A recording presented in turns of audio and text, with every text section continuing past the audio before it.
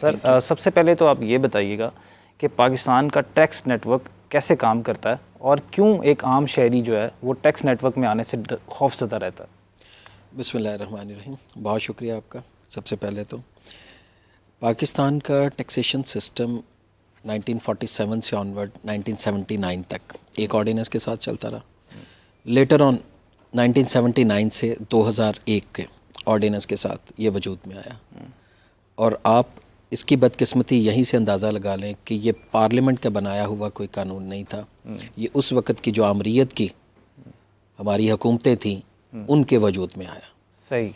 उस वक़्त की इसकी पुअर ड्राफ्टिंग और इसको बिजनेसमैन के साथ डिस्कस ना करना, जो टैक्स प्रैक्टिशनर्स हैं उनके साथ इसका मशवरा ना करना और अपनी पाकिस्तान की इकॉनमी और इसके जो सेक्टर्स हैं उससे मुताबिकत ना होना, ये सबसे बड़ा हमारा आज तक का ड्रॉबैक रहा। ठीक।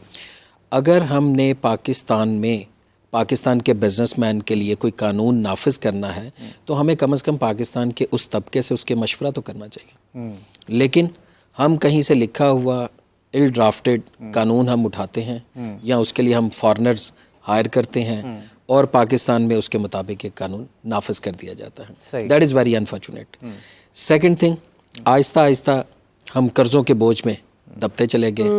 अपने हमने लोकल सोर्सेज, अपने तमाम रिसोर्सेज, अपनी आवाम, अपने बिजनेसमैन, इन पे ट्रस्ट करना छोड़ दिया और अपने मैन्युफैक्चरिंग सेक्टर्स को प्रमोट करना छोड़ दिया।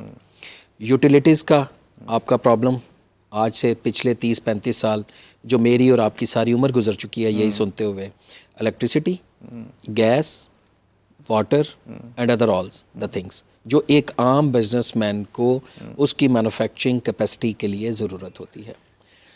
आगे चलते जाएं तो आपने इंपोर्ट को प्रमोट किया, दूसरे मुल्कों ने लोएस्ट कॉस्ट पे चीज़ें प्रोड्यूस करके पाकिस्तान में मैन्युफैक्चर करना शुरू की या यहाँ पे एक्सपोर्ट करना शुरू की, तो हमने उसको प्रमोशन की तरफ आगे चलते गए। बिल्कुल। इससे आगे चलते हैं तो हमारे पास आज तक का जो टोटल नंबर है वो 4 मिलियन टैक्स फाइलर्स का है। 1947 से आज 75 साल बाद, यानी सालाना हम 1 लाख लोग भी जनरेट नहीं कर सके, उन पे अपना ट्रस्ट डेवलप नहीं करा सके कि हम आपके टैक्स से पैसे से आपको ही प्रमोट करेंगे, आप पे ही वो पैसा खर्च किया जाएगा, आपकी वेलफेयर के लिए वो आपने पैसा ठीक बात की। यहाँ पे भी एक नोशन है, लोग घबरा जाते हैं कि जो हमारा पैसा टैक्स के ज़रिए जाता है गवर्नमेंट को, वो इस्तेमाल भी होता है या नहीं, इस सवाल से भी जानेंगे, बात करेंगे। लेकिन मैं चाहूँगी अबू बकर आप रोशनी डालें पाकिस्तान का जो करंट टैक्सेशन सिस्टम जिससे इन्होंने बात की। टैक्सेशन सिस्टम के अंदर जब हम बात करते हैं बिजनेस सेक्टर की, कॉर्पोरेट सेक्टर की और ऑब्वियसली इंडिविजुअल पर्सनल सेक्टर की जिसमें पर्सनल प्रॉपर्टी एसेट्स आ जाते हैं, व्हाट्स द डिफरेंस, क्या टाइप्स आ जाती हैं? Thank you very much for having on the show. इसमें जो टैक्सेशन है हमारी पाकिस्तान के अंदर, इसमें उसको सेग्रीगेट किया गया है in different heads. For instance आप if you are a salary person तो आपके लिए जो टैक्सेशन के रेट्स हैं और आपकी कैटेगरी है वो अलग से है, और उसके बाद जो दूसरी कैटेगरी है वो बिज़नेस के है। Further that is divided into different heads. आप बिज़नेस इनकम है, आपकी अदर सोर्सेज हैं, आपकी फॉरेन इनकम है, आप एग्रीकल्चर इनकम से अपनी इनकम जनरेट कर रहे हैं या और जो आपके सोर्सेज हैं। और इसमें जो टैक्स रेट्स हैं वो भी वेरी करते हैं एज़ पर द इंडस्ट्री और as per the category you are following in. बिल्कुल ऐसा ही। ठीक। अब ये बताइएगा फरहान भाई कि जो बाहर के तमाम ममालिक हैं, जो दुनिया भर के जो तरक्की याफ्ता ममालिक हैं, उसमें जब हुकूमतें टैक्स वसूल करती हैं अपने शहरियों से तो उसकी मद में उनको बुनियादी सहूलियात फराहम करती हैं और मुल्क का इंफ्रास्ट्रक्चर भी उसी के ऊपर खड़ा किया जाता है। सही बात। तो ये बताइएगा कि पाकिस्तान का अगर कंपैरिजन बाहर के हवाले से किया जाए तो यहाँ के शहरियों को उनकी बुनियादी ज़रूरियात क्यों नहीं दी जाती, जबकि उनको हर किस्म का टैक्स भी वो देते हैं, चाहे इनडायरेक्ट टैक्स की मद में हो चाहे इनकम टैक्स की मद में। हर साल के बाद आप देखें ना, जैसे एंड होता है फिस्कल ईयर तो आप टैक्स तो भरते हैं, तो वो फिर उस से नज़र क्यों नहीं आता? अच्छा, जैसे अभी फरहान शाह साहब फरमा रहे थे कि पहले इसमें देखने की ज़रूरत है कि कितने नंबर ऑफ़ पीपल जो हैं वो टैक्स रिटर्न्स जो फाइल करते हैं। हाँ जी। एज़ ही सेड ये तकरीबन 4 मिलियन के करीब या 5 मिलियन आप मैक्स कर लीजिए, तो ये आपकी पॉपुलेशन का कितने परसेंट है? That is not more than 1.75% और 2%। तो आप इससे अंदाज़ा लगा लीजिए कि जो ट्रस्ट डेफिसिट है वो किस हद तक है, हाँ, कि कम आपके कितने % लोग जो हैं वो टैक्स नेट में हैं और वो इनकम टैक्स रिटर्न्स अपनी फाइल कर रहे हैं। राइट। अच्छा, रीज़न क्या है? रीज़न यही है कि जो हमारा एक नेशनल इशू है, हम यही फील करते हैं कि जो हम टैक्सेस पे कर रहे हैं वो वापस हमारे पे खर्च नहीं हो रहे थे। मल्टीपल रीजंस हैं और राइटली सो, ज़ाहिर है कुछ करप्शन के भी एलिमेंट्स हैं, कुछ अदरवाइज भी मिसमैनेजमेंट के भी हैं, कुछ पॉलिटिकल इंस्टेबिलिटीज़ के भी हैं। ये नंबर ऑफ़ इशूज़ हैं जिनको सबको आप क्लब करें तो ओवरऑल जो इकॉनमी है वो आपकी सफ़र कर रही होती है और जो टैक्स पेयर है उसका कॉन्फिडेंस बिल्ड नहीं होता।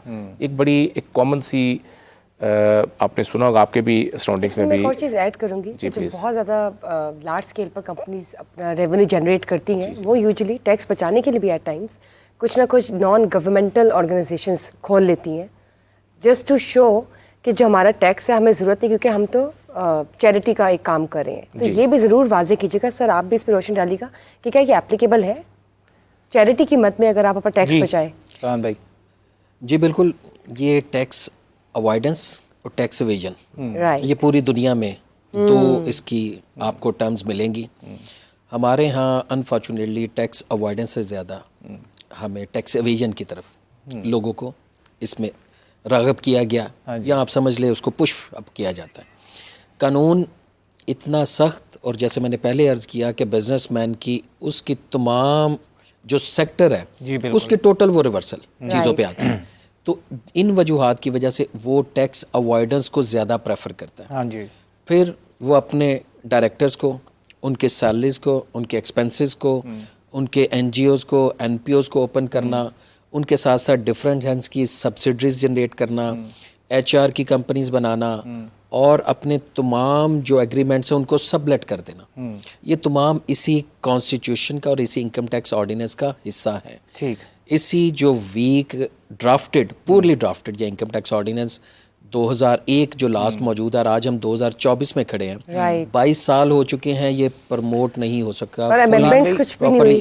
प्रॉपर्ली होती हैं, अमेंडमेंट्स तो डेली होती हैं। उस हैं। अमेंडमेंट का आप इससे अंदाज़ा कर लें कि जो recently amendments in taxation laws regarding the commissioner appeal and appellate tribunal आई हैं, they are again a very poor ill drafted by the law ministry and by the proposed by the FBR also.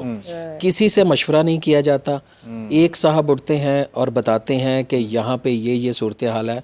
बताया गया कि ATIR appellate tribunal में 7500 रुपए के, आपके 2700 अरब रुपए के जो तमाम महसूलात टैक्सेशन है वो इनकी वजह से रुके हुए हैं, जबकि उनमें से सिर्फ 200 अरब रुपए की ट्रांजैक्शन जो जेन्युइन होगी, 2500 अरब रुपए के तमाम टैक्स वो ऐसा है जो कि इल्लीगल तमाम लिटिगेशन में मौजूद है। FBR का ऑफिस, ठीक, कमिश्नर अपील का office, appellate tribunal, inland revenue का ऑफिस, ये तमाम वो ऑफिसेज हैं जो शायद टैक्स पेयर को आने में हर्डल्स हैं, ठीक, जो इनको अपना ट्रस्ट देने में नाकाम रहे हैं आज तक।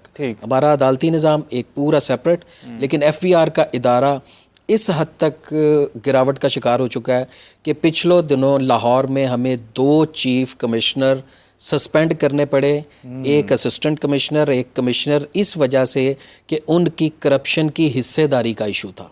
इट्स अ वेरी अनफॉर्चुनेट कि जिन्होंने एक 35 इट्स अ वेरी अनफॉर्चुनेट, छोटा सा मुझे कंप्लीट कर लेने दें। ये ज़रूरी है कि ये मेरी 22 साल की प्रैक्टिस में वकालत में पहली दफ़ा हुआ कि जब टैक्स डिपार्टमेंट के अपने लोग एक रिफंड की हिस्सेदारी के लिए आपस में लड़ पड़े और ये बात मेंबर ऑपरेशंस तक मौजूद है। लेकिन चेयरमैन FBR, फाइनेंस मिनिस्टर, क्या प्राइम मिनिस्टर ने इस पे एक्शन लेके कोई काम किया है? ने इस पे कोई एक्शन लिया? सिर्फ सिवाय उनको OSD और सस्पेंशन करने के अलावा जो हमारी रूटीन की कार्रवाई है, और उसके अलावा कुछ नहीं किया गया। दोबारा रीइंस्टेट हो जाएंगे, किसी और जगह पे पोस्ट हो जाएंगे 2-4-6 महीने बाद। करप्शन एक हर सतह पे करप्शन, ये आप बात करें बड़ी ऑर्गेनाइजेशन की, जब एक आम शख्स को कोई मसला आता है, FBR से कोई मसला हो, स्पेशली FBR एक ऐसा इदारा समझा जाता है कि जिसमें कोई आम शख्स अंदर जाना ही नहीं चाहता। मैंने तो यहाँ तक ये भी अपनी प्रैक्टिस में देखा है कि अगर आपने एक डॉक्यूमेंट साइन भी करवाना है तो आपको एक PN को भी वहाँ पे 2000 रुपया देना पड़ेगा, फिर जाके आपका एक लीगल डॉक्यूमेंट साइन होगा। तो ये किस हद तक सच है, प्लीज? अच्छा, इसमें मैं इस बात को करते थोड़ी सी अगर सर की बात आगे बढ़ाऊँ, जो हमारे आपको बताता हूँ, जो सर फरमा रहे थे कि जो लिटिगेशन के इश्यूज़ हैं और जो हमारे केसेस पेंडिंग हैं, उसमें आप मेरी बात अगर सर एग्री करेंगे यकीनन 95% अप्रॉक्सीमेटली 95% ऑफ द कलेक्शन जो टैक्स की है वो है जो लोग वॉलंटरली पे कर देते हैं, थ्रू विद होल्डिंग दे देते हैं, या वो अपनी इनकम को सेल्फ असेसमेंट करके पे कर देते हैं। जो लिटिगेशन के थ्रू हमारे एक्सचेकर के अंदर जो पैसे आते हैं वो तो ज़्यादा से ज़्यादा 5% है। वो अलहदा बात है कि प्रोसीडिंग्स पेंडिंग ज़रूर है, लेकिन वो सारी ऐसी प्रोसीडिंग्स है जिससे रेवेन्यू के अंदर कुछ एडिशन शायद ना हो सके, अगर वो बेशक वो फाइनलाइज हो भी जाती हैं। जो दूसरी बात फरमा रहे थे, आप सही कह रहे हैं, एफपीआर का तो किसी को नोटिस चला जाए, हालांकि उसके वो कुछ उसके डॉक्यूमेंट्स के अंदर, उसकी गोशवारों के अंदर कोई इशू नहीं है, सब कुछ उसका वाइड डिक्लेयर है, वो बेचारा अच्छा भला कांपने लग जाता है और वो सोर्सेज ढूंढना शुरू कर देता है कि मैं इसको कैसे क्लियर करा नोटिस को, चूँकि इसका नाम ही बड़ा वो एक हाइप क्रिएट कर देता है कि एफपीआर से नोटिस आ गया। तो इट्स ट्रू, हर चीज़ के लिए अंदर टेबल अनफॉर्चुनेटली कुछ ना कुछ आपको पे करना पड़ता है अपनी चीज़ों को सेटल करने के लिए। This is reality.